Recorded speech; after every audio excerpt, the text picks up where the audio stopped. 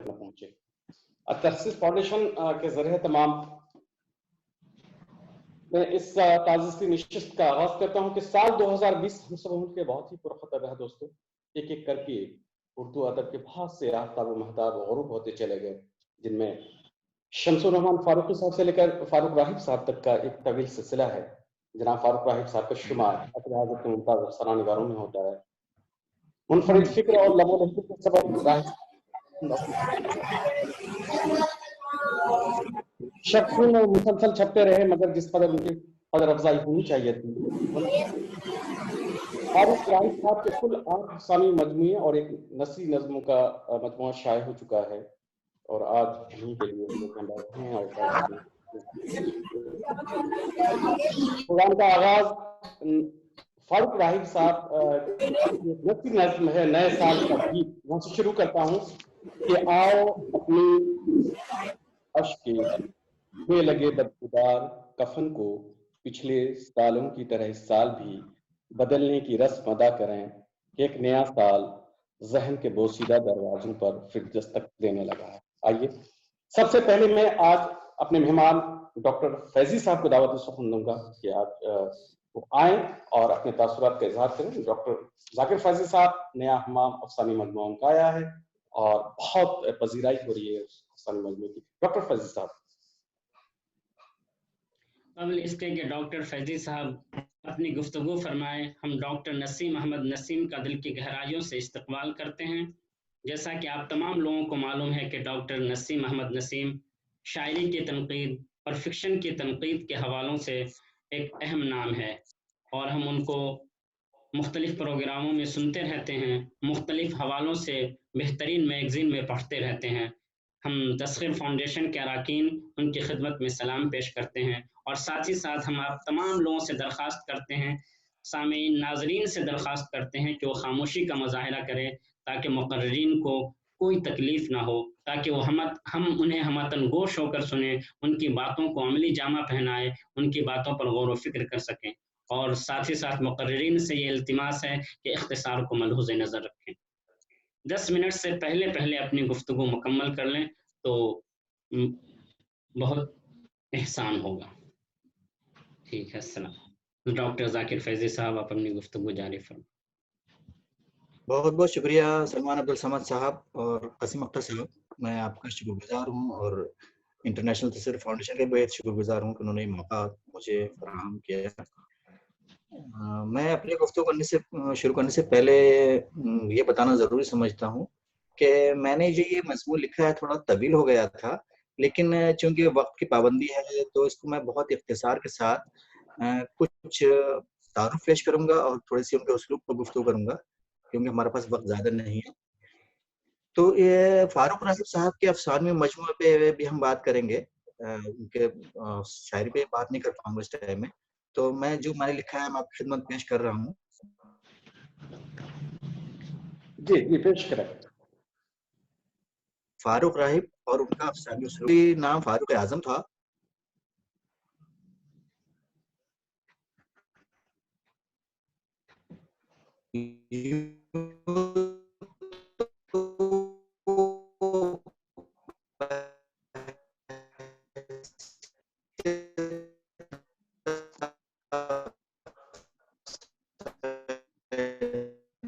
निगार मशहूर हैं, मगर का नसी नज़्म का मजमुआ एहसास पर गुफ्तगू करने से कबल उनकी हालात जिंदगी का जायजा ले लिया जाए तो बेहतर होगा। फारूक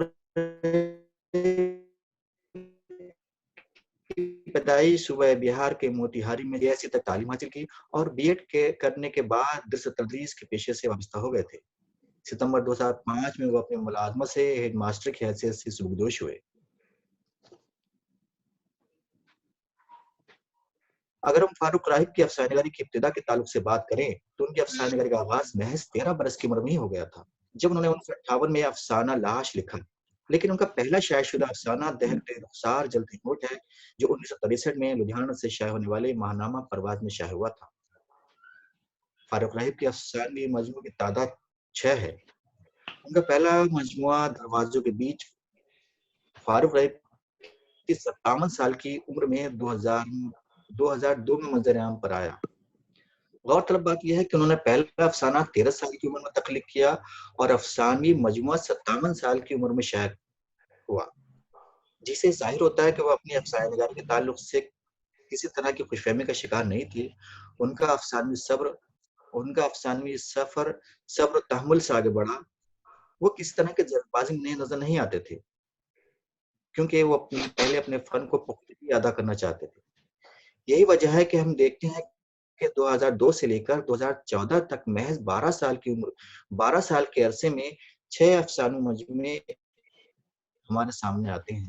یہ اس بات کا ثبوت ہے کہ وہ فن افسانہ نگاری میں پختگی حاصل کر چکے تھے اور یہ بہت تیزی افسانے لکھ رہے تھے۔ ان کا دوسری افسانوی مجموعہ پرچھائیوں کے بیچ 2005 میں شائع ہوا، 2007 میں ٹھہری ہوئی دھوپ، 2011 میں پنجرا، 2012 میں برف سے لپٹی ہوئی دھوپ اور آخری مجموعہ کوئی چاند نہیں تھا سر آسماں 2014 میں شائع ہوا۔ فاروق راہب نے تقریباً 100 سے زیادہ افسانے تخلیق کیے ہیں۔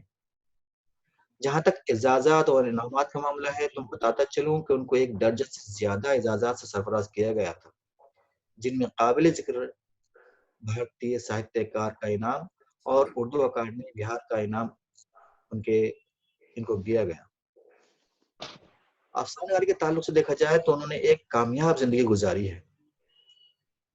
فاروق راہب کے افسانوں کا مطالعہ کرتے ہوئے اندازہ ہوتا ہے کہ ان کا مطالعہ بہت وسیع تھا، زندگی کے تعلق سے مشاہدہ گہرا اور ان کے تخیل کی پرواز بےحد بلند تھی۔ ان کے افسانے پڑھ کر اس بات کا بھی شدت سے احساس ہوتا ہے کہ وہ یقیناً حساس طبیعت کے مالک رہے ہوں گے۔ ان کے افسانوں کا موضوعات ہمارے ارد گرد کے حادثات و اوقات ہیں۔ ان کے افسانوں کے کردار ہمارے سماج کے افراد ہیں جن کو ہم سب دیکھتے ہیں، مگر ایک تخلیق کار کی حیثیت سے فاروق راہب نے ان کو اپنے انداز سے پیش کیا اور ہمارے سامنے اس طرح ظاہر کیا کہ وہ ہمیں انوکھے اور انجانے محسوس ہوئے۔ وہ اپنے کرداروں کے نفسیاتی گرہ کھولتے ہوئے نظر آتے ہیں۔ فاروق راہب نے اپنے افسانوں کا خام مواد اپنے معاشرے سے آس پاس کے ماحول سے ہی اخذ کیا ہے۔ ان کے افسانوں میں شعور اور لاشعور کی کشمکش بھی ہمیں دیکھنے کو ملتی ہے۔ فاروق راہب کے افسانوی اسلوب سادہ اور رواں ہے۔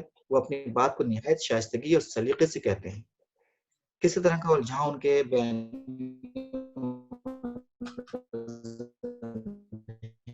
نہیں آتا۔ وہ زبان کے استعمال کے فن سے واقعی کہیں بھی نظر نہیں آتا۔ ان کے بعض افسانوں میں شاعرانہ اسلوب بھی نظر آتا ہے، جس سے قاری ان کے لفظوں کے سحر میں ڈوب جاتا ہے اور وہ افسانے اختتام کی طرف تیزی سے گامزن رہتا ہے۔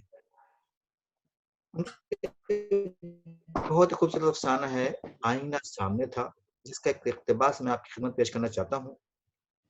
اقتباس ملاحظہ فرمائیں۔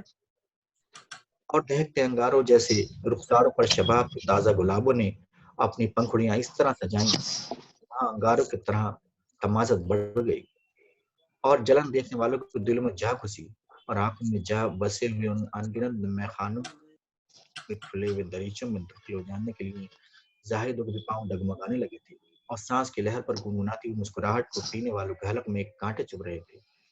اس طرح سے ہم دیکھتے ہیں کہ انہوں نے اپنے موضوعات کو الگ الگ طریقے سے پیش کیا ہے اور جہاں جیسا مناسب لگا اس کے حساب سے انہوں نے اپنا اسلوب لیا ہے۔ یا میں بہت سی مثالیں دے سکتا ہوں جو میں نے لکھی ہیں، لیکن جیسے مجھے ملا ہے کہ آپ کو 5 6 7 منٹ سے زیادہ وقت نہیں مل پائے گا، تو میں اپنی گفتگو سمیٹ رہا ہوں اور صرف اتنا ہی کہوں گا کہ ان کا فن بہت پختہ تھا اور وہ اپنے افسانوں میں جس موضوع پر بھی بات کرتے تھے، جن کرداروں کے ذریعے بات کرتے تھے، جن کے حالات اور واقعات کو پیش کرتے تھے، وہ بہت پختگی سے پیش کرتے تھے۔ الجھاؤ نام پہ ان کے یہاں کوئی چیز نہیں تھی اور شاید اس کی وجہ یہی تھی کہ انہوں نے ایک لمبا عرصہ مطالعے میں، مشاہدے میں اور تخیل کی پرواز میں گزارا تھا۔ مجھے اس وقت اقبال اشر کا ایک شعر یاد ہے اور اسی شعر کے سے میں اپنی بات مکمل کروں گا۔ اقبال اشر نے فرمایا تھا کہ اتنی آسانی سے ملتی نہیں فن کی دولت، اتنی آسانی سے ملتی نہیں فن کی دولت، بیت گئی عمر تو غزلوں پہ جوانی آئی۔ تو وہی فاروق راہب صاحب کا معاملہ تھا کہ انہوں نے سے لیا تھا کہ افسانے جب پڑھتے ہیں تو لگتا ہے کہ کوئی نفسیاتی گرہ کھل رہی ہے،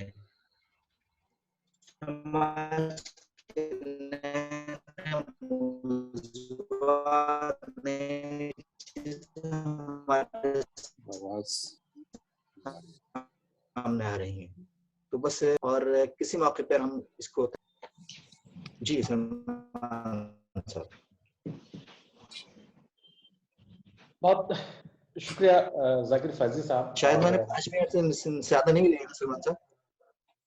جی جی پروفیسر انور پاشا صاحب تشریف لا چکے ہیں. ان کا بہت خیر مقدم ہے, ان کا استقبال ہے. غلام ربانی صاحب ہیں جنرل سیکرٹری تصویر فاؤنڈیشن کے. اب میں بہت ہی ادب اور احترام کے ساتھ ڈاکٹر نسیم صاحب, جو شاعری اور فکشن تنقید میں بڑا نام ہے, چمپارن سے ان کا تعلق ہے, میں چاہتا ہوں کہ وہ آئیں اور اپنے خیالات کا اظہار کریں. ڈاکٹر نسیم محمد نسیم صاحب.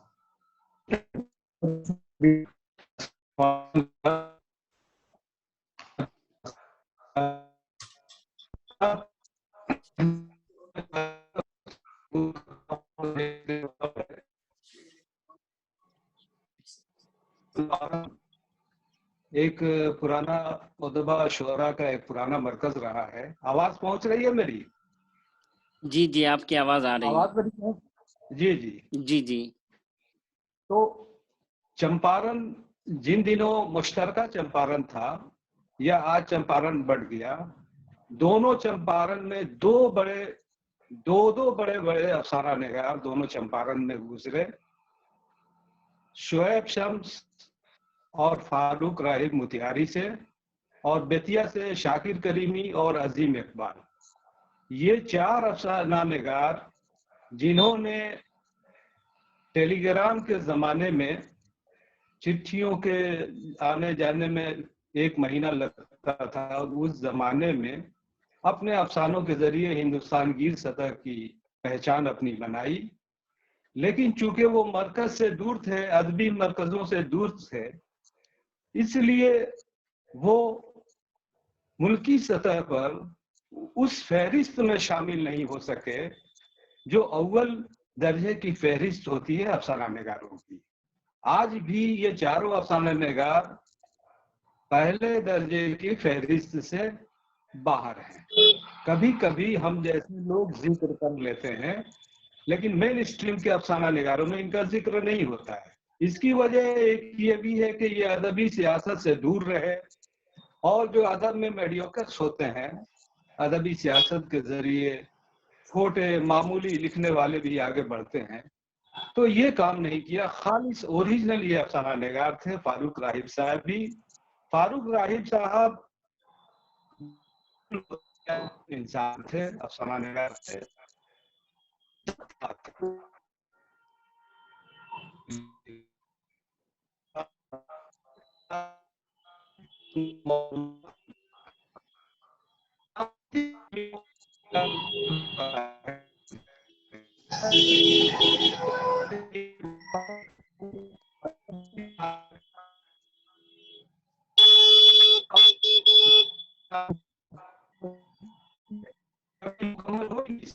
ایک لمبے عرصے تک انہوں نے علامتی کہانیاں لکھی.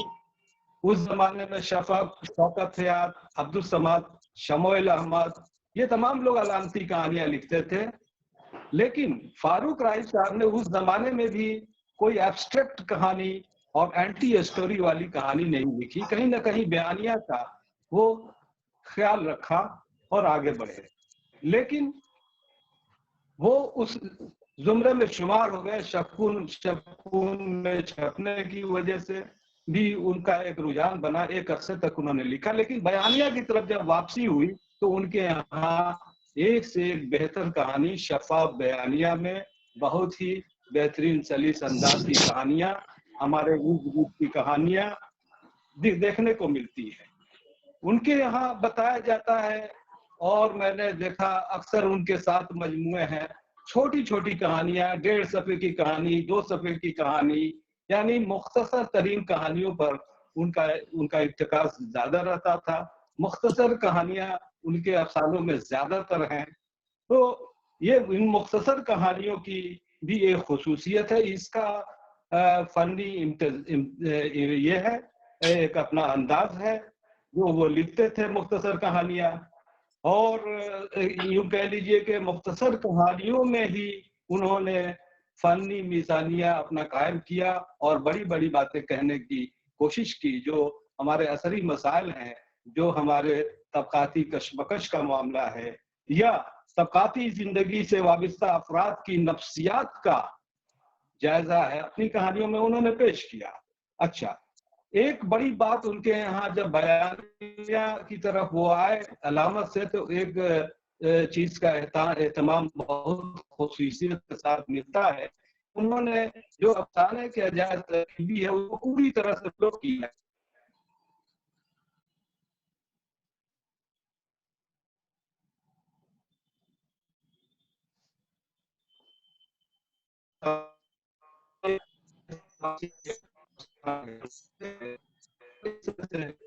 जो है दर्जा दर्जा इर्तिका की तरफ बढ़ने लगी, तो ये एक खूबी हुई।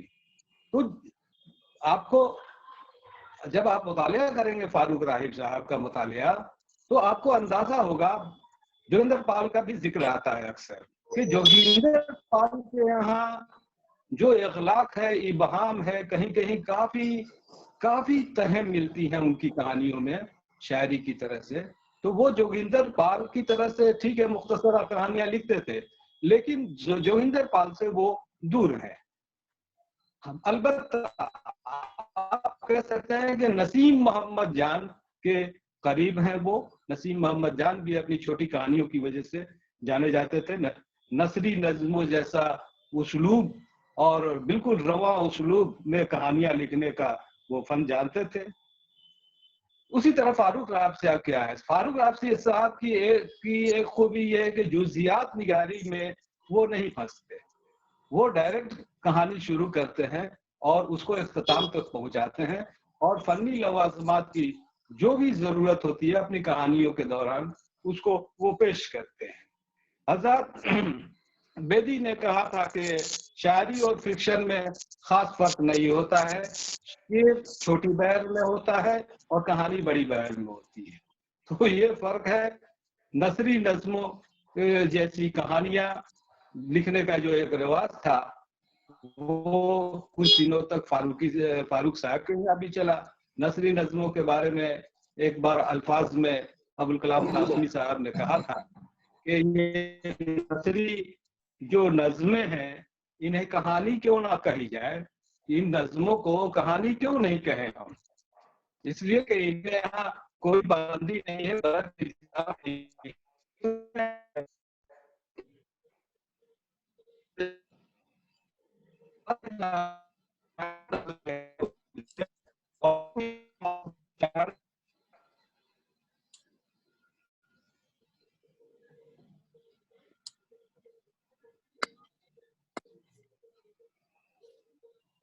तो आप हैरत ज़दा रह जाएंगे कि इनके अंदर कितना उम्क है और इनके अंदर कितनी रेडिबिलिटी है और कितनी ऊंचाई है।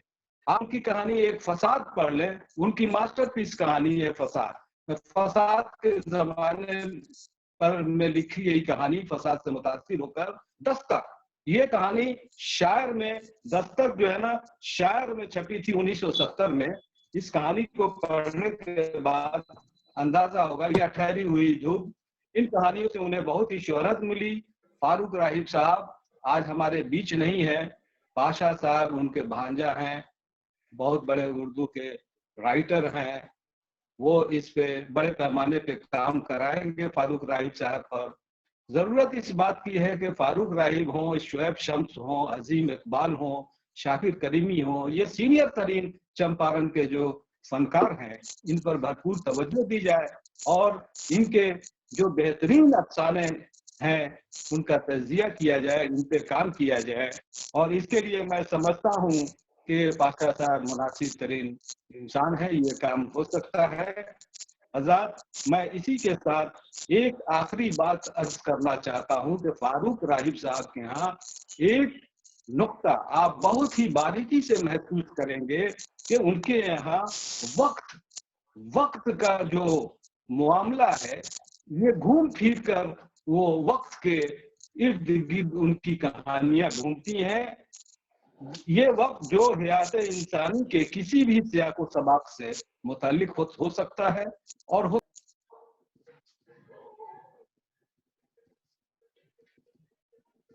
शिद्दत चलेगा। आखिर में ये अर्ज करना चाहता हूँ, माफी चाहते हुए, ये जरूरत इस बात की है कि इन सीनियर अफसाना निगारों को कहा जाए, इनका एहतसाब किया जाए, तजिया किया जाए। हर आदमी महेश्वरनाथ रेणु नहीं होता है कि कोरदा और पसमानदा इलाके में रहकर भी हिंदुस्तान गिर सतह की अपनी शनाख्त बना ले। लेकिन ये अफसाना निगार रेणु नहीं है, ये छोटी जगह और पसमानदा जगह से ताल्लुक रखते हैं, लेकिन है बड़े फनकार। इन पर तवज्जो बहुत ही जरूरी है। बहुत बहुत शुक्रिया तस्कीर फाउंडेशन का, बहुत शुक्रिया। बहुत शुक्रिया डॉक्टर नसीम मोहम्मद नसीम साहब। आपने फारूक राहिब साहब की कहानी के हवाले से बहुत ही जो उनके फन पे उन्होंने बारीकी से रोशनी डाली है। आपने कहा कि उनकी कहानियों का मरकज व महवर वक्त है, और जिस कदर पजीराई होनी चाहिए नहीं हो सकी। वक्त है कि अब हम लोग ऐसा ना हो कि मर गए हम तो जमाने ने बहुत याद किया वाली बात आ जाए। और उम्मीद है कि अनवर पाशा साहब हैं और काम इंशाल्लाह होगा।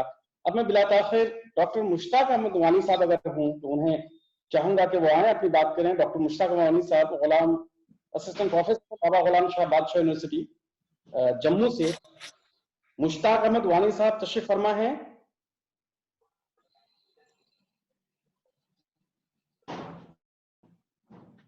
लगता है मुश्ताक अहमद वानी साहब कनेक्ट नहीं हो पाए हैं वो। जी जी जी जी। अब मैं बहुत ही अदब और एहतराम के साथ एक ऐसी शख्सियत को यहाँ दावत दूंगा कि फन के हवाले से ही नहीं बल्कि दिल और खून के हवाले से भी जनाब फारूक राहिब साहब से उनका रिश्ता है। मेरी मुराद प्रोफेसर अनवर पाशा साहब से हैं, साबिक चेयरमैन CIL जवाहरलाल यूनिवर्सिटी। सारे लोग जानते हैं कि फारूक राहिब साहब उनके मामा हैं, और मैं इस घड़ी में खुद मेरा अपनी आवाज़ लड़खड़ा रही है कि मैं किस तरह मैं उन्हें यहाँ अपनी तासुरात पेश करने के लिए उनको दावत दूं। बहरकैफ वक्त का तकाजा है। प्रोफेसर अनवर पाशा साहब। सामीन इकराम और नाज़रीन इकराम, आज हम सब उर्दू के मारूफ अफसाना निगार जनाब फारूक राहिब साहब, जिनका हाल ही में इंतकाल हुआ है, उन्हें खराज अकीदत पेश करने के लिए हम सब यहाँ इस वेबिनार के हवाले से एक दूसरे से जुड़े हुए वाबस्ता हैं।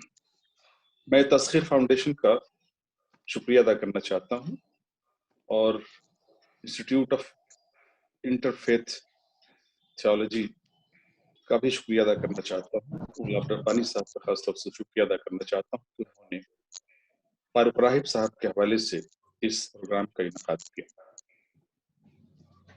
अभी आपने डॉक्टर जाकिर फैजी, डॉक्टर नसीम साहब को सुना।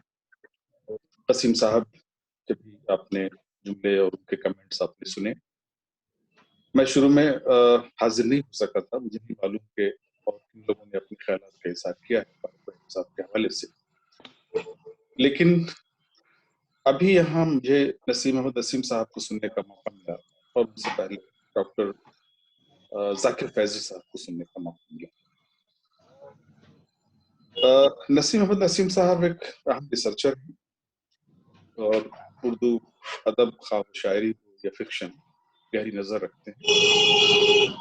असरी अदब पे भी और जो हमारा क्लासिकी अदब है उस पर भी उनकी निगाह है। जाकिर फैजी साहब खुद एक फिक्शन राइटर हैं, नौजवान उभरते हुए फिक्शन राइटर हैं। उन्होंने और नसीम साहब ने जिन ख्यालात का इजहार किया, मैं उनसे 100% इत्तेफाक करता हूँ। फारूक राहिब साहब को मैं दो हवालों से देखता हूँ। एक तो वो मेरे मामू जान थे, उनसे मेरा एक खून का रिश्ता रहा है। उनकी जात, उनकी शख्सियत को मुझे करीब से देखने का मौका मिला। मोतिहारी चंपारण का जो हेडक्वार्टर है, मशरकी चंपारण का, पहले वो मशरका चंपारण का हेडक्वार्टर हुआ करता था, अब चंपारण का, मशरकी चंपारण का हेडक्वार्टर मोतिहारी है। मोतिहारी शहर से उनका ताल्लुक था। और एक इंसान के तौर पर मैंने फारूक राहिब साहब को बिल्कुल मुख्तलिफ इंसान की तरह देखा है। आज के दौर में जबकि दुनिया मफाद परस्ती के हिसार में इस तरह से अपने आप को बंद करती चली जा रही है दुनिया, जहां हर इंसान अपने मफाद के हवाले से रिश्ते बनाता है या बिगाड़ता है, हर अमल मफाद के हवाले से ही होता है, ऐसी दुनिया में, ऐसे दौर में मैंने फारूक साहब को देखा, अपने मामू जान को देखा कि वो बिल्कुल एक सूफी मनीष इंसान थे। नसीम मोहम्मद नसीम साहब इसकी तस्दीक करेंगे कि वो बिल्कुल एक सूफी मनीष इंसान थे। और बल्कि उनके वालिद साहब नाना जान जनाब हबीबुर रहमान साहब, उन्हें लोग सूफी कहा करते थे क्योंकि उन्होंने उम्र की खास मंजिल पर आकर वो शनशीनी इख्तियार कर ली थी। और वो सिफत मामू जान के अंदर भी मैंने देखी कि वो एक बेहतर इंसान के तौर पर, एक ऐसे इंसान के तौर पर शायद मैंने किसी से उन्हें सख्त लहजे में बात करते हुए नहीं सुना। बचपन से लेकर अब तक मैंने उनको किसी से भी सख्त लहजे में बात करते हुए नहीं सुना, तल्ख लहजे में बात करते हुए नहीं सुना। और आवाज आ रही है मेरी? जी जी जी आ रही है। जी आ रही है। और रवादारी किस कदर कायल थे कि वो किसी के साथ भी जो उनका सलूक, उनका मामला होता था, वो हर शख्स जो उनके राब्ते में आता था वो उनका गर्विदा बन जाता था। और उनकी हमेशा कोशिश रहती थी कि सबके काम आ सके। उनका जो जिंदगी का उसूल था वो ये था कि हर वो शख्स जो हाजतमंद है, अगर उनके बस में हो तो वो हर तरह से उसकी हाजत पूरी करने की कोशिश करते थे। किसी भी वक्त जरूरत पड़ती थी फौरन अपने दोस्तों के पास या ऐसे लोगों के पास जिनको बहुत कम जानते थे, इसके बावजूद वो रात में भी अगर जरूरत होती थी तो मोटरसाइकिल लेकर के उनके घर पे पहुंच जाया करते थे और जिस तरह की मदद हो सकती थी उसकी कोशिश करते थे। इस तरह की सिफात उनके अंदर थी। और जाहिर है कि एक फनकार एक सच्चा इंसान भी होता है। एक सच्चा फनकार वही होता है जो बजाते खुद एक सच्चा इंसान भी, और जिसकी जात एक ऐसे समरदार दरख्त की तरह हो कि जो अपनी तहरीरों के जरिए, अपनी तख्लीकात के जरिए, अपने अमल के जरिए, अपने सलूक के जरिए लोगों को फैज पहुंचा सके। इस तरह की शख्सियत थी उनकी। लेकिन आज जाहिर है कि हम सब जब गुफ्तगू कर रहे हैं फारूक राहिब साहब के हवाले से, तो एक अफसाना निगार के तौर पर, एक फनकार के तौर पर हम देखना चाहते हैं। बिल्कुल बजा फरमाया था डॉक्टर नसीम साहब ने कि आम तौर से अदबी दुनिया की नज़र में वो लोग ज्यादा अहम होते हैं या ज्यादा अहमियत इख्तियार कर लेते हैं जो मराकिज से वाबस्ता होते हैं, जो बड़े मरकजों से वाबस्ता होते हैं, जिनका ताल्लुक दिल्ली से हो, लखनऊ से हो, मुंबई से हो या अजीमाबाद से हो या इसी तरह के बड़े शहरों से, हैदराबाद से हो, बेंगलोर से। इन्हीं मराकिज के लोगों को प्रोजेक्शन का मौका भी ज्यादा मिलता है। बहुत से लोग अदब में भी सेल्फ प्रोजेक्शन को बहुत अहमियत देते हैं, अपनी शख्सियत से कहीं ज्यादा नामो नमूद हासिल कर लेते हैं, जिसको इंग्लिश में कहा जाता है कि लार्जर देन लाइफ उनकी एक इमेज बन जाती है। ऐसी शख्सियत भी हैं हमारे अदब में। जाहिर है कि वो इस वजह से भी हैं, जैसा कि नसीम साहब कह रहे थे कि उनके पास वसाइल होते हैं, मरकज में होने का उन्हें फायदा होता है। लेकिन आज का दौर जो है वो लामरकजियत का दौर है। लामरकजियत का दौर जाहिर है कि अब सिर्फ मरकज में रहकर भले ही आप प्रोजेक्शन के एतबार से नामो हासिल कर लें, शोहरत हासिल कर लें, लेकिन अदब की दुनिया वो दुनिया है जहां सिर्फ नामो नमूद प्रोजेक्शन के जरिए हासिल कर लेना आपकी जो बका है अदब में, उसकी जमानत प्रोजेक्शन नहीं। और आपकी जो तहरीरें हैं, आपकी जो तख्लीकात हैं, وہی آپ کی بقا کی ضمانت تحقیقات ہی دے سکتی ہیں۔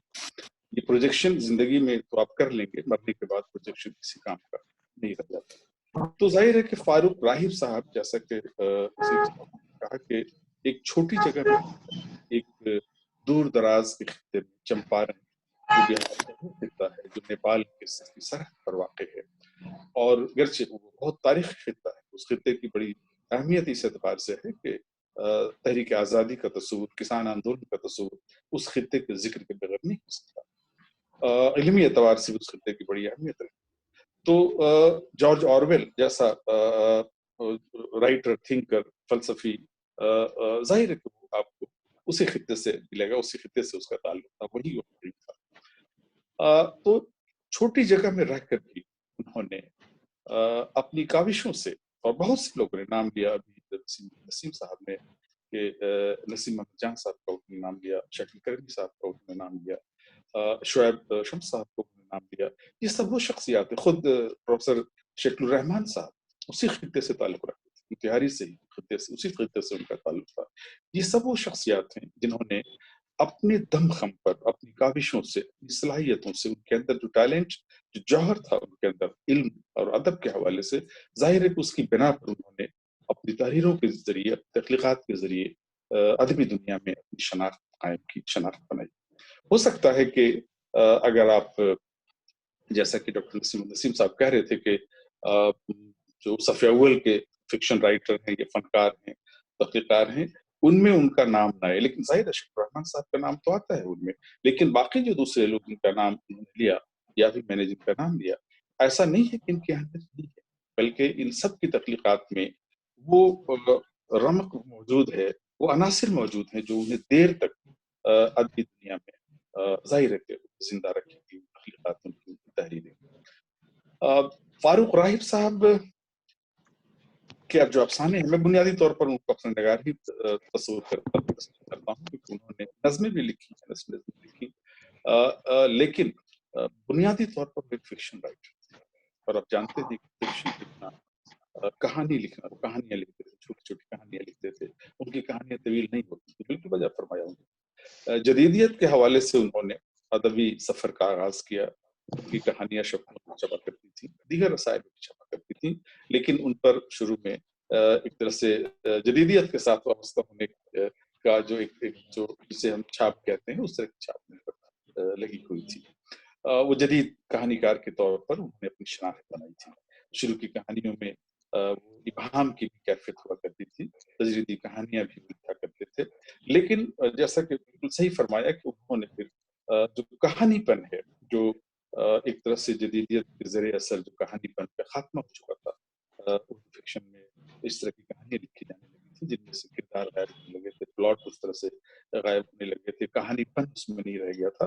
تو وہ سلسلہ جب ختم ہوا، وہ رکا، فاروق راہب صاحب نے بھی اپنی روش بدلی اور انہوں نے ایسی کہانیاں لکھنی شروع کی جن میں ریٹیبلٹی بہت زیادہ تھی۔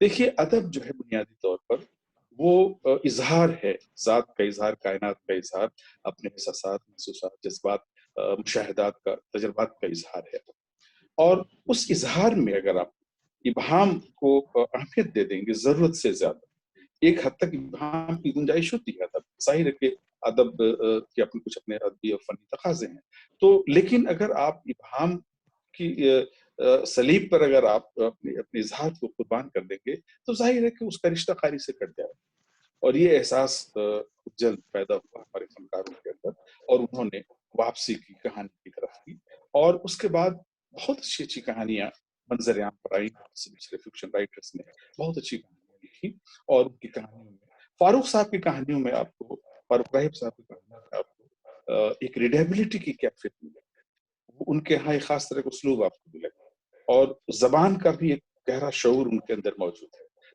بہت سے لکھنے والوں کے حوالے سے جو دور دراز کے علاقوں سے، دور دراز کے خطوں سے تعلق رکھتے ہیں، ان کے بارے میں کہا جاتا ہے کہ ان کے ہاں جو علاقائی جو زبان کا اثر ہے، جو لوکل ڈائلیکٹ کا اثر ہے، وہ ایک طرح سے غالب رہتا ہے۔ فاروق راہب صاحب کے ہاں وہ اثر نہیں دیکھنے کو، کیونکہ ان کی جو تربیت ہوئی تھی، جس خاندان سے تعلق تھا ان کا، جہاں ان کی تربیت ہوئی تھی، وہاں اردو زبان उस साफ सुथरे उसलूब और अंदाज के साथ बोलने की रिवायत रही, और जाहिर है कि उनकी तहरीरों में, उनके उसलूब में वो रिवायत झलकती है। उनके यहाँ एक सदा हुआ आपको मिलेगा। उनकी अभी पढ़ करके जाकिर फैजी साहब ने इक़्तिबास एक सुनाया था, उस इक़्तिबास में कहीं भी आपको कोई इलाकाई झलक उस तरह की नहीं मिलेगी, असर उस तरह का नहीं मिलेगा, बल्कि जो मेन स्ट्रीम उर्दू डिक्शन है, उर्दू उसलूब है, जो उर्दू तर्ज़-ए-निगारिश जिसको मेन स्ट्रीम तर्ज़-ए-निगारिश कह सकते हैं, उस तरह का उसलूब, उस तरह का डिक्शन उनके यहाँ आप पाएंगे। उनके किरदार, उनके प्लॉट, जाहिर है कि हर फनकार अपने गिरदोपेश से ही अपने किरदारों को अक्स करता है, प्लॉट अक्स करता है, अपने मुशाहिदे के हवाले से, अपनी फिक्र, अपने नजरिए, अपने ज़ाविये फन के हवाले से उस प्लॉट और उस किरदार के अंदर वो अपनी इनफरादी शान पैदा करता है, और जाहिर है कि उसके हवाले से अपनी इजहार करता है, अपने तजुर्बात, महसूसात का इजहार करता है। फारूक राहिब साहब के भी सारे किरदार आपको बहुत मानूस लगेंगे, ऐसा महसूस होगा कि वो किरदार हमारे इर्द गिर्द में बैठे हुए हैं, हम उन किरदारों से रोज मिलते हैं। ऐसे किरदार आपको कोई नामानुस किस्म के किरदार मिलेंगे आपको, अजनबियत उनके किरदारों में नहीं मिलेगी आपको, और यही चीज रीडेबिलिटी पैदा करती है। यानी अगर आप ऐसे किरदारों के हवाले से बातें करते हैं, आपको पढ़ते हुए महसूस होता है कि ये किरदार तो हो सकता है कि उसका किरदार मैं ही, ये उस कहानी का शायद ये किरदार मैं ही, शायद मेरे गिरद पेश में ही ऐसे किरदार घूमते फिरते नजर आते हैं। तो इससे इंसान का जो तजस्सुस है उस कहानी को पढ़ने में वो कायम हो जाता है। तो जाहिर है कि ये सिफत है उनके यहाँ कि उनकी कहानियां कारी को बांध लेती। दूसरी सिफत यह है कि वो तवालत वाली कहानियां नहीं लिखते, उनकी कहानियों में इख्तिसार होता है, और इख्तिसार जिसके अंदर जामियत भी, ये जो जिस तरह से वो कहानी को शुरू करते हैं, और ऐसा महसूस होता है कि जहाँ कहानी को खत्म होना चाहिए, जाकर के कहानी अंजाम पजीर जहाँ पर कहानी को होना चाहिए, वहां पर जाकर के कहानी अंजाम पजीर होती नजर आती है। ये उनकी एक खूबी रही है, उनकी सिफत रही है, जिसकी वजह से उनकी कहानियों के कारीन का एक बड़ा हल्का आपको मिलेगा। वो जिन रसायल में वो छपा करते थे, उन रसायल में उनकी कहानियों के हवाले से जो फुतूत शायर होते थे, उनसे आपको अंदाजा लग जाएगा कि वो किस तरह से अपने कारी के दरमियान किस तरह से मकबूल हुए। ये मौका जाहिर है कि बहुत तवील गुफ्तगू का नहीं है, लेकिन मैं ये अर्ज करता चलूं कि छोटी जगहों या बड़ी जगहों से अदब के छोटे और बड़े होने का पैमाना तय नहीं होता है। फनीश्वर नाथ की बात की, प्रेमचंद एक जमाने में छोटी सी जगह थे, जो लंबी गांव है बनारस के पास, वहां से उनका ताल्लुक था। उस जमाने में प्रेमचंद ने जब लिखना शुरू किया तो उन्हें कोई नहीं जानता, एक छोटी सी जगह से उनका ताल्लुक न लखनऊ से था, दिल्ली से था, न किसी बड़े शहर से था। और उस वक्त तो सिक्का बड़े शहरों में चलता था, बड़े मराकज का चलता था, दबिस्तानों के हवाले से लोग गुफ्तगू करते थे, अदब की शनाख्त, अदीब की शनाख्त दबिस्तानों के हवाले से हुआ करती थी। उस जमाने में प्रेमचंद एक छोटी सी जगह में रह करके वहां से जिस तरह से अपनी कहानियों के जरिए अपने कारी के दरमियान जिस तरह से उन्होंने अपनी मकबूलियत हासिल की, कारी के दरमियान जिस तरह से वो पहुंचे, जिस तरह से, और जिन किरदारों के हवाले से, जिस उसलूब के हवाले से, वही बुनियाद थी जिसकी वजह से प्रेमचंद एक बड़े फनकार के तौर पर उर्दू फिक्शन में, उर्दू अदब में अपनी शनाख्त कायम कर पाए। मैं समझता हूँ कि छोटी जगहों के जो अदीब हैं, जो फनकार हैं, उनका कंट्रीब्यूशन कहीं ज्यादा उनका कंट्रीब्यूशन है अदब में, और उनकी तख्लीकात में कहीं ज्यादा अर्जियत है। हम बड़े शहरों में रहने वाले लोग जाहिर है कि वो उस तरह के आप देखेंगे कि जो मसाइल हैं, जो मामलात हैं, हमारे मसाइल और मामलात बहुत महदूद सतह के हुआ करते हैं, बड़े शहरों से ताल्लुक रखने वाले मसाइल और मामलात होते हैं, लेकिन छोटे शहर असल में हिंदुस्तान की रूह, गांव और छोटे शहरों में आज भी बसते हैं। आज गरचे इस अर्बनाइजेशन के जमाने में भी आप देखेंगे कि गांव का और छोटे शहरों का आज भी तहजीब और सकाफत के हवाले से बहुत बड़ा मुकाम, बहुत अहमियत उनकी है हमारे यहाँ। तो इस तरह से अगर हम देखें तो अदब में जो तहरीरें हैं, जो तख्लीकात हैं, वही बड़े या छोटे अदब की बुनियाद बनती हैं, उन्हीं के हवाले से हमें देखना चाहिए।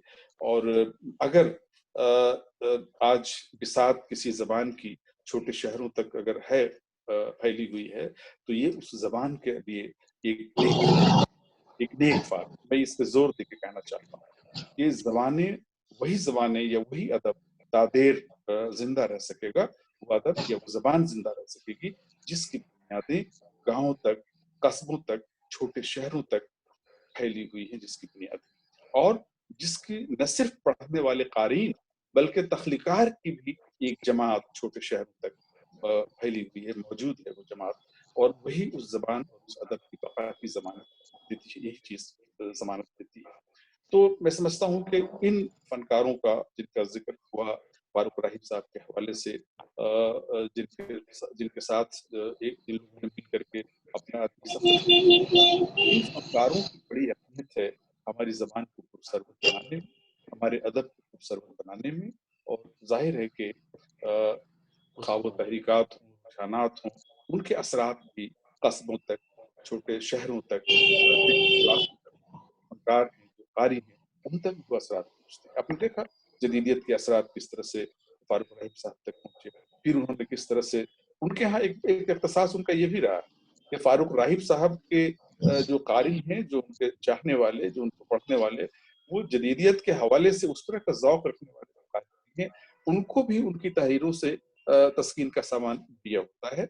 और दूसरी तरफ तरक्की पसंद जो फिक्र से जुड़े हुए जो लोग हैं, उनको भी उनकी कहानियों में दिलचस्पी नजर आती है, और उनके यहाँ भी वो भी उनकी कहानियों में अपने हवालों से, अपने नजरिए के हवाले से, अपनी फिक्र के हवाले से दिलचस्पी का सामान देते हैं। तो ये अदीब को हम किसी एक रुझान या किसी एक फिक्र या किसी एक तहरीक के साथ वाबस्ता करके नहीं देख सकते उस तरह से। ठीक है, उसका असर होता है उनकी फिक्र पे, लेकिन एक बड़ा अदीब, एक अच्छा अदीब, एक अहम अदीब जो अपने कारी के बड़े हल्के तक पहुंच सके और एक बड़े हल्के तक अपने जज्बात, अपने एहसासात, अपने तजर्बात और मुशाहदात को पहुंचा सके, और उसे उसके अंदर अदब फहमी का और अदब के मुताले का ज़ौक़ बेदार कर सके, मैं समझता हूँ उसका बड़ा कंट्रीब्यूशन होता है। इन हवालों से अगर हम देखते हैं तो फारूक राहिब साहब की जो अफसाना निगारी है, उनकी जो कहानियाँ हैं, आने वाले दिनों में उनकी कहानियों की जो कदर कीमत है, उस पर यकीनन गौर फिक्र करेंगे लोग।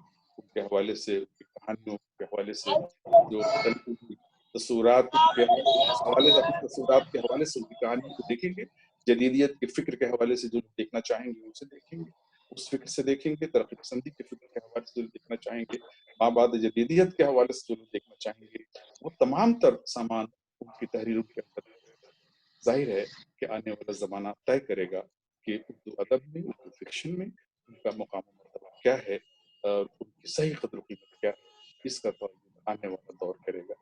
मैं ज़्यादा वक्त न लेते हुए इन्हीं अल्फाज के साथ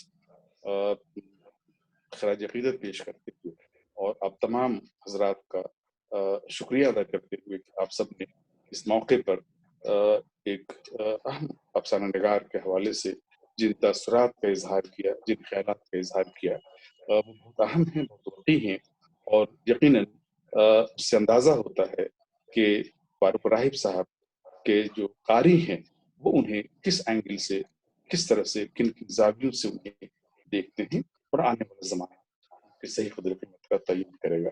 इन्हीं अल्फाज के साथ मैं एक बार फिर से तस्खीर फाउंडेशन का शुक्रिया अदा करना चाहता हूँ, डॉक्टर पानी साहब का शुक्रिया अदा करना चाहता हूँ, जनाब सलमान अब्दुल समद साहब का शुक्रिया अदा करना चाहता हूँ, जनाब नसीम साहब का शुक्रिया अदा करना चाहता हूँ, नसीम साहब का, ज़ाकिर फैज़ी साहब का, कि इन तमाम लोगों ने इस ताज़ियती प्रोग्राम को फारूक राहिब साहब के हवाले से तरतीब देकर यकीनन मुझ पर भी एक एहसान किया है, मैं उनका शुक्रगुजार हूँ। इस हवाले से नहीं कि प्रोफेसर फारूक राहिब साहब मेरे मामूल से थे, बल्कि मेरा ताल्लुक भी उसी शहर से है, उसी खित्ते से है, और जब भी मैं उस खित्ते के बारे में सोचता हूँ तो वहाँ की जो अदबी अंजुमनें हैं, अदबी जो सरगर्मियाँ हैं, उस खित्ते की जो शख्सियात हैं, अदब के मैदान में सरगर्म है, ख्वाह वो शायरी हो या फिक्शन हो या दीगर असनाफ हों, मुझे बेहद खुशी होती है कि खित्ता आज भी उसी तरह से ज़रख़ेज़ है, मरदूख़ेज़ है, और आने वाले दिनों में यकीनन मुझे उम्मीद है कि खित्तों से और भी अहम शख्सियतें पैदा होंगी, अदब की ज़ुल्फ़ों को संवारने में अहम किरदार अदा करेंगी। इन्हीं अल्फाज के साथ मैं आपका तहे दिल से शुक्रिया अदा करता हूँ। बहुत बहुत शुक्रिया। अल्लाह हाफ़िज़। बहुत शुक्रिया प्रोफेसर अहमद पाशा साहब ने फारूक राहिब साहब की अफसरानदारी, उनकी जिंदगी के बाद अनछुए पहलुओं पे उन्होंने रोशनी डाली। उनके बात की कि वो ज़बानें सादे जिंदा रहेंगी जिनका ताल्लुक छोटी जगहों कस्बों से रहा है। हमेशा से छोटी जगहों के लोगों को नजरअंदाज किया जाता रहा है, लेकिन फारूक राहिब साहब में ऐसी शख्सियत नहीं थी इस तहरीर को दबा दिया जाए या नजरअंदाज किया जाए। वक्त आ चुका है कि उन पर बातें हों, और मैं उम्मीद करता हूँ तस्कीर फाउंडेशन भी वालों से कहूँगा कि एक काम हो, मजबूत काम हो। और बहुत शुक्रिया। अब मैं कुछ मेहमान जो जोड़े हैं अभी मैं उनका शुक्रिया अदा करूँ। डॉक्टर मुश्ताक अहमद वानी साहब हैं, डॉक्टर गालिब लश्कर साहब हैं, हारिस हमजा साहब हैं, वसीम अकरम साहब हैं, साजिद हुसैन साहब हैं। इन तमाम लोगों का आपके पास में जोड़ने के लिए बहुत शुक्रिया। अब मैं बिला ताखिर डॉक्टर मुश्ताक अहमद वानी साहब से दरख्वास्त करूँगा कि वो आएँ और अपने तासुरात का इज़हार करें। प्रोफेसर मुश्ताक वानी साहब हैं, बाबा गुलाम शाह बादशाह यूनिवर्सिटी से उनका ताल्लुक है। मुश्ताक अहमद वानी साहब, बस 3 से 4 मिनट में अपनी गुफ्तगू आप रखें। अस्सलामु अलैकुम रहमतुल्लाहि व बरकातहू। वालेकुम अस्सलाम रहमतुल्लाहि व बरकातहू। आपको मेरी आवाज पहुंच रही है? बिल्कुल बिल्कुल, आपकी बात जारी रखें। हाँ, मैं तस्कीर पेशेंट का शुक्रगुजार हूँ कि उन्होंने आज चीज को इस ऑनलाइन प्रोग्राम में की दावत दी, और फाराहिब साहब हमारे दर नहीं हैं, उनके बारे में इजहार ख्याल करने का मौका दिया। मैं अपने दोस्त डॉक्टर असीम अख्तर साहब का और अब्दुल समद साहब का और रब्बानी साहब, इन तमाम लोगों का जो इस तहरीर इस तंजीम के जो अराकीन हैं उनका शुक्रगुजार कि आपने मुझे फारूक साहब के हवाले से कुछ इज़हार करने का मौका फराहम किया। फारूक साहब के साथ मेरी कलमी दोस्ती रही है, अगरचे हम बिलमुशाफा उनसे नहीं मिल पाए, लेकिन मसलसल उनसे जब मोबाइल फ़ोन आए और लैंडलाइन फ़ोन हुआ करते थे इस ज़माने के अंदर, तो उनसे हमारी फ़ोन पे भी बातें होती रहती हैं। मैंने फारूक राहिब साहब का पिंजरा नाम का जो उनका अफसानों का मजमुआ है, और उसके अलावा एक और भी मजमुआ जो उन्होंने मुझे भेजा भी है, मेरी लाइब्रेरी में मौजूद है।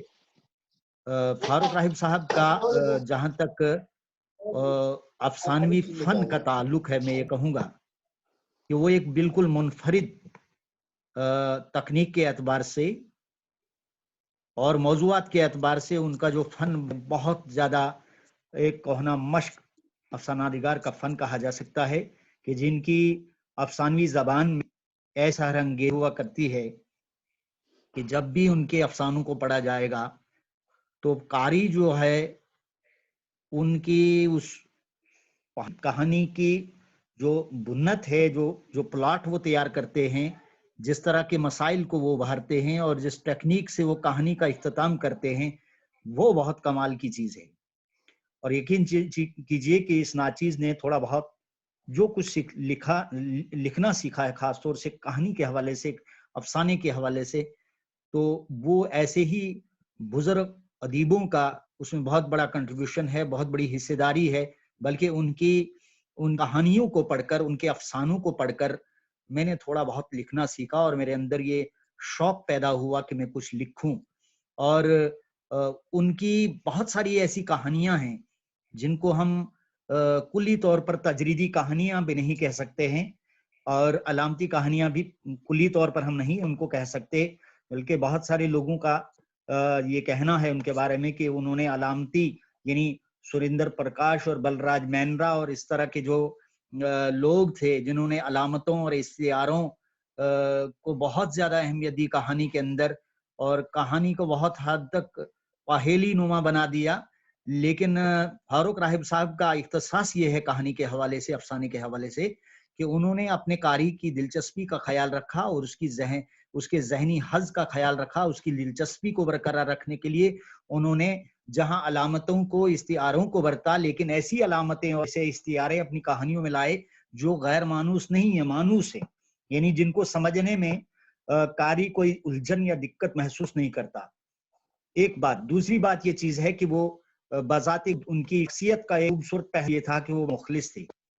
वो एतबार से बड़े मुखलिस थे कि नौ मश्क किसी नौ फनकार को उसको बड़े बेहतरीन मशवरे देते थे कि भाई तुम्हारा माला जो है वसी होना चाहिए, तुम इस तरह की किताबें हो और इस तरह से लिखो और इस तरह से अपनी ज़बान को जो है खूबसूरत बनाओ और फिर लिखो, पहले हो फिर उसके बाद नाम अब जो है मश्क सुन जो है तुम्हारा जो लिखने की आप प्रैक्टिस है वो बरकरार रहे। तो इसको बार बार कहते थे कि भाई जिंदगी जो है चैलेंजेस का नाम है और मसाइल का नाम है, बहुत ही उलझनों नाम है। यहाँ खुशियां हैं, गम भी हैं, और खुशियां हैं, गम ज्यादा हैं, मसाइल ज्यादा, उलझने ज्यादा हैं। इन आम मशवरों पर वो चाहते थे कि जिसको मैं मशवरा दूं तो उन पर अमल पैरी हो। अल्हम्दुलिल्लाह उनकी बहुत सारी कमियां, बहुत सारे उनके फन पारे जो हैं नई नस्ल के लिए, नए लिखने वालों के लिए मैं बड़ी जिम्मेदारी से कहूंगा कि फारूक राहिब साहब को जो लोग पढ़ेंगे आने वाले वक्त में तो उनको पता चल जाएगा कि लिखना और मियारी लिखना वो क्या होता है, कि अदब या जुबान कब मयारी जबान बनती है और अदब कब जिंदगी के मसाइल और मामलात, अफकार और नजरियात, तजर्बात और मुशाहिदात कब कहानी का रूप धारण करने के बाद कमाल की कहानी वो जो है बनती है, उन वाकयात को पेश किया जाता है, उन मसाइल को पेश किया जाता है। फारूक राहिब साहब कंट्रीब्यूशन, फारूक राहिब साहब का उर्दू अफसाने के हवाले से खास तौर से जो उनका इनफिराद है, जो उनका इख्तिसास है, उसको मैं समझता हूँ कि नई नस्ल जो है जो अफसाना लिखने, कहानी लिखने का शौक रखती है, उनको फारूक राहिब साहब के अफसानों को, कहानियों को पढ़ना चाहिए और वहाँ उनको ये मालूम हो जाएगा कि अफसाने की टेक्निक, अफसाने का फन किस तरीके से उन्होंने अफसाने के फन का खासतौर से जो फनी लवाजिमात थे उनका किस तरह से ख्याल रखा है, मंजर निगारी किस तरह से होते हैं और इंसान की नफ्सियात के अंदर कैसे कैसे पहलू उभारते हैं और किन किन गोशों की को वो जो है उनका जो है उनको मुनकश्फ करते हैं, उनको जाहिर करते हैं, उनको सामने लाते हैं। तो ये सारी की सारी बातें एक ऐसे फनकार से, एक ऐसे कहानीकार से जुड़ी हुई हैं कि जिसमें बहुत सारे लोग हमें उनसे पीछे नजर आते हैं। उनके कबील के, उनके दौर के जो लोग थे वो सारे एक तर्ज के लोग थे, उन्होंने एक खास तर्ज अपनाया है। लेकिन मैं ये समझता हूँ कि फारूक राहिब साहब ने अपना एक अलग इनफिराद कायम किया है अफसाने के हवाले से, कहानी के हवाले से। तो उनका दुनिया से चले जाना, मैं समझता हूँ आज हम उनको याद कर रहे हैं और मैं अक्सर ये सोचता हूँ अपने में, कई बार ये सवाल से उभर मेरे जहन में, एक बार मुझे मेरे ज़हन को जो है काका ये नहीं जमता है और सोचने पर मजबूर करता है कि हम कहाँ से आते हैं इस दुनिया के अंदर, तो यहाँ क्या क्या करते हैं, उसके बाद कहाँ चले जाते हैं, हमें क्या कर चाहिए, हम कर क्या हैं, होना क्या चाहिए, हो क्या रहा। तो ये हसास इंसान की जिम्मेदारी है कि वो कुछ सोचा है, वो कुछ देखा है, अच्छा सोच, अच्छा देखे, अच्छा करे। यही एक बहुत बड़े अदीब की मैं समझता हूँ जिम्मेदारी है। और अगर जिम्मेदारी खुश उसलूबी के साथ और तमाम और अदबी जमालियात को मद्देनजर रखते हुए अगर उनको निभाता नहीं है तो मैं समझता हूँ कि वो फिर अदब का हक नहीं कर रहा। और ऐसा करे कि जितने भी नस्ल आए, चाहे वो फिक्श की हो, चाहे तनकीद की हो, तहकीक की हो, उनको मैं समझता हूँ कि अदब को और मयारी अदब को, मेरी जबान को पढ़ना चाहिए लोगों को, ऐसे लोगों को, खासतौर से फारूक राहिब साहब जैसे और जो क्लासिक हमारे पास हैं और अलावा जो लोग हैं, हमें सारी हर तरह के तहरीक से, चाहे वो ये जो है क्लासिकल हो, चाहे वो जदीद तरक्की पसंद हो, जदीद अब हो, जदीद अब हो, आजकल के तारीख और इंतजाम जो है अदबी बनात और तहरीक के हवाले जितना भी याद हमारे पास आए हमें का मुताला चाहिए और जिंदगी फन की सूरत में तहकीक और तदकीक की सूरत पेश भी करना। ये ज्यादा खुश रहते हुए इन्हीं अल्फाज पर अपनी बातें करता हूँ और एक फिर है फाउंडेशन शुक्रगुजार हूँ कि उन्होंने मुझसे नाचीज को प्लेटफार्म मुहैया किया और मुझे अपने उस दिल फारूक राहिब के हवाले से कुछ इजहार ख्याल करने का मौका किया। बहुत शुक्रिया।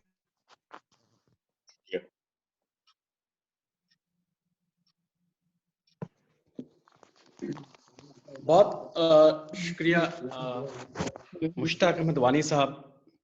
مجھے امید ہے کہ پروفیسر صفدر امام قادری صاحب جوڑ گئے ہوں گے. ہلو ہلو ہلو میری آواز آ رہی ہے؟ جی قاسم صاحب آپ کی آواز آ رہی ہے مجھ تک، میں سن رہا ہوں آپ کو. جی بہت شکریہ. بہت شکریہ مشتاق احمد وانی صاحب، بہت شکریہ اپنے خیالات کا اظہار کرنے کے لیے. میں سمجھتا ہوں کہ پروفیسر صفدر امام قادری صاحب جڑ چکے ہیں اس پروگرام سے. صفدر امام قادری صاحب، مجھے لگتا ہے کہ صفدر امام قادری صاحب نہیں جڑ پائے ہیں. میں اپنے تمام مہمانان سے گزارش کروں گا کہ ان میں سے کوئی اگر اپنے تاثرات کا اظہار کرنا چاہیں تو آپ اپنا نام بتائیں. ہلو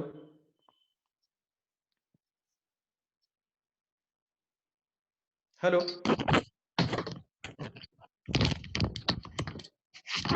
ہلو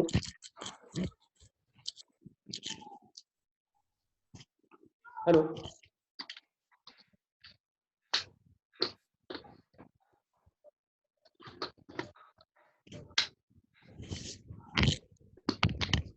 ہلو سلمان صاحب آواز آ رہی ہے کیا؟ جی جی آپ کی آواز آ رہی ہے. اور صفدر صاحب، پروفیسر صفدر صاحب شاید نہیں ہیں. میں مسٹر صاحب ہیں، حارث حمزہ صاحب ہیں، وسیم اکرم صاحب ہیں، ساجد صاحب ہیں. اگر ان میں سے کوئی اپنے تاثرات کا اظہار کرنا چاہیں. ڈاکٹر ابرار احمد اجراوی صاحب، غالب نشتر صاحب اور بھی تمام احباب.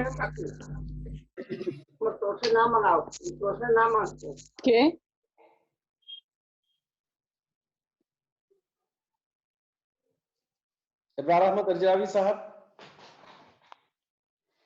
چلیے شاید موجود نہیں ہیں.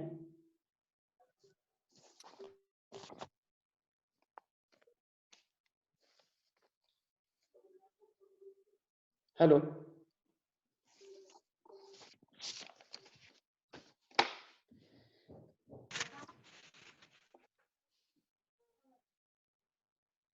بہت شکریہ آپ تمام مہمانان کا. اور میں پروفیسر انور پاشا صاحب سے گزارش کروں گا اگر وہ صدراتی خطبہ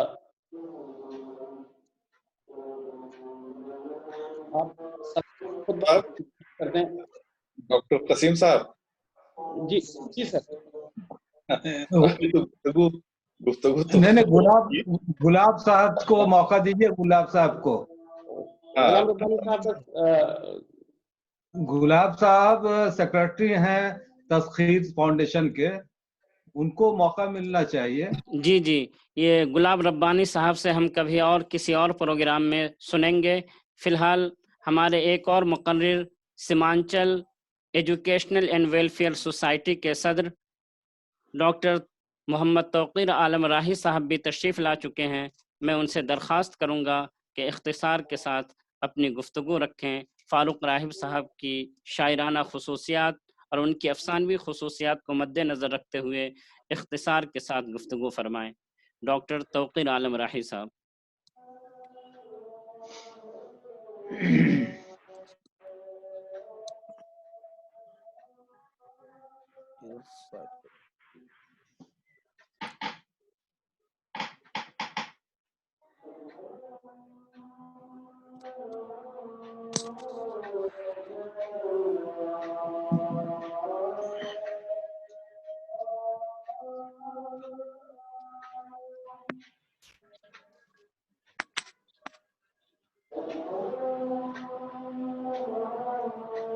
فاروق اعظم صاحب محتاج تعارف نہیں،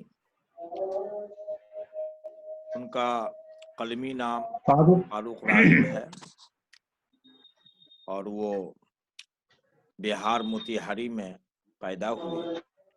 یوں تو قدر مردم باد مردن ہوتی ہے، جس کا گلہ غالب کرتے رہے، جس کے شاکی مرتقی میر رہے. لیکن ان کی ہماگیر شخصیت आलमगीर बसीरत, गैर मामूली ज़हानत ने कम वक्फा ही में शोहरत का आफताब निस्फुर नहार तक पहुंचा। और ये राहिब साहब जदीद और तरक्की पसंद के बीच में इन्होंने अपना एक दुआबा आबाद किया था। इन्होंने तब आजमाई जहां अफसाने पर की, वहीं आजाद शायरी पर भी इन्होंने तब आजमाई की है। और यहाँ तक कि अब हमारे बीच शमशुर रहमान फारूकी साहब भी नहीं रहे और उनका रिसाला शबखून में भी इनकी जो आजाद शायरी थी उसमें छपी है।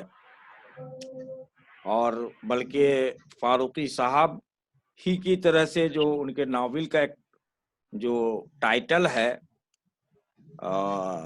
और इनका भी जो टाइटल है, दोनों में काफी एकसानियत भी पाई जाती है। और इन्होंने नसरी नज़मों का जो मजमुआ है, खुसूसन एहसास भी शाये हुआ है और मुख्तलिफ इनामात से भी नवाजे जा चुके हैं। इस तरह हम देखते हैं कि इन्होंने जो शायरी की है, इसमें जो हकीकत बयानी है और साथ साथ ही जो अहद व माहौल के जो मौज़ूआत हैं, या क्योंकि शायर व अदीब कोई खला में जन्म नहीं लेता बल्कि अहद व माहौल का परवरदा होता है। वक्त हालात से जो कुछ भी एक शायर लेता है उसी को हसीन सांचे में ढाल देता है। तो इस तरह से देखा जा सकता है कि राहिब साहब को अपनी जिंदगी में जो कुछ भी मिला अपनी जिंदगी में, उसको बहुस्न खूबी पेश करने की इन्होंने पूरी कोशिश की है। और हकीकत बात यही है कि अंदाजा तो दुनिया से जाने के बाद होता है, क्योंकि कद्र मर्दुम बादे मुर्दन होती है, ये हिंदुस्तान का आम एक रविश भी है, रिवाज भी है। यूरोप में और तरक्की याफ्ता ममालिक में देखा जाता है कि शोरा या ओदबा की हौसला अफजाई उनकी जिंदगी में होती है। तो बहुत खुशी की बात है कि इस तरह का प्रोग्राम, खुसूसन जो हमारे मार्जिनलाइज इलाका है, रिमोट इलाका है, जो वहाँ के ओदबा और शोरा हैं, कोशिश करनी चाहिए कि ताज़ियत भी हो, तहनीयत भी हो। तो अब तो हम ताज़ियत ही कर रहे हैं। बेहतर होगा कि उनकी जितनी तख्लीकात है उसको मंजर आम पर लाने की कोशिश की जाए, ज़्यादा से ज़्यादा लोगों तक पहुंचाने की कोशिश की जाए। और बेहतर होगा कि अगर असर नो कुछ अगर शाये करने की ज़रूरत पड़ेगी तो कौमी कौंसिल बराए फ़रोग़ उर्दू ज़बान भी इस तरह के ओदबा और शोरा की चीज़ों को जो है माली ताउन देती रही है। तो हम भी इंशाल्लाह कोशिश करेंगे कि उनकी चीज़ें कौंसिल में भी आए। और बेहतर तो ये होगा कि कौंसिल की स्कीम में यहाँ एक इशाती प्रोग्राम है, क्योंकि किताबों का छपना आसान है लेकिन उसकी निकासी मुश्किल होती है। तो अगर यहाँ के पब्लिकेशन प्रोग्राम में अगर उनकी तख्लीकात को शामिल कर ली जाए तो बेहतर ये होगा कि उसकी निकासी भी होगी और हर कसो नाकस और मार्केट में चीजें पहुंचेंगी। इन्हीं बातों के साथ मैं अपनी बात खत्म करना चाहता हूँ।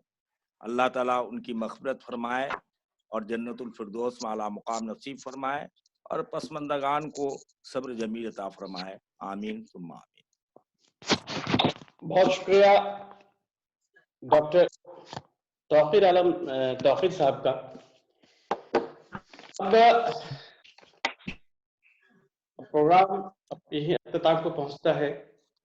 आप तमाम लोगों का बेहद शुक्रिया, प्रोफेसर अनवर पाशा साहब का, डॉक्टर नसीम मोहम्मद नसीम साहब का, प्रोफेसर मुश्ताक अहमद वानी साहब का, डॉक्टर तौक़ीर आलम साहब का, डॉक्टर ज़ाकिर फैज़ी साहब का, सलमान अब्दुल समद साहब اور ان تمام لوگوں کا کہ آپ لوگوں نے تذکر فاؤنڈیشن اور انٹرنیشنل انسٹیٹیوٹ آف تھیولوجی کی دعوت پہ فاروق راز صاحب کی نشست پہ اپنا وقت نکالا، اور میں آپ سے خصوصی درخواست کروں گا کہ آپ لوگ تذکر فاؤنڈیشن چونکہ ابھی نیا نیا ہے، اس کو بہت آگے جانا ہے، آپ لوگ اپنا وقتی مالی ہر طرح کا تعاون کریں.